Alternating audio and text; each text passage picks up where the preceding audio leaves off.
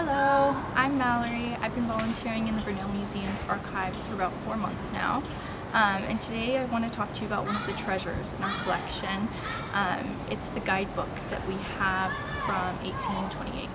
So in handling books of this age, it's very important to keep in mind that we actually don't use gloves when handling them.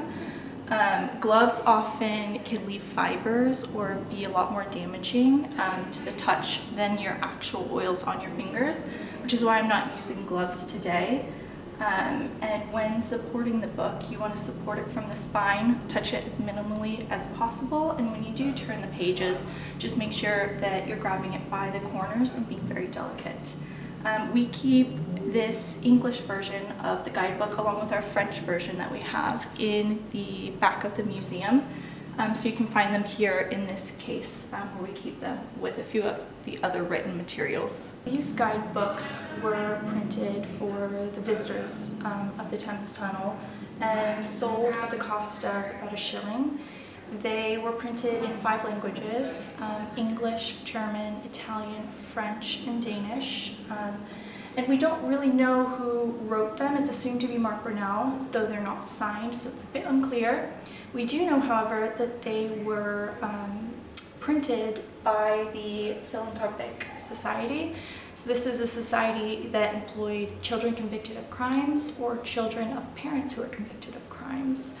And so we know that these guidebooks were actually printed by children. These guidebooks were produced at a very low cost and printed cheaply.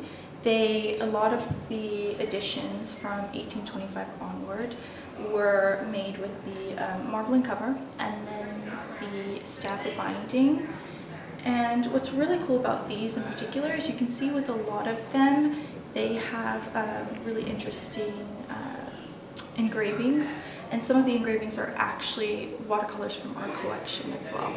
Some of my favorites are this page here, which pulls out into a long cross section of the tunnel. As well, on the very last page, it's cool, you can actually see a diagram of the geology of the excavation. And in general, I just love these guidebooks. I think that their many editions just show witness to the interest that people had in the tunnel as well as in Brunel's work. If you're interested in seeing these guidebooks in person, you can come visit us at the Brunel Museum.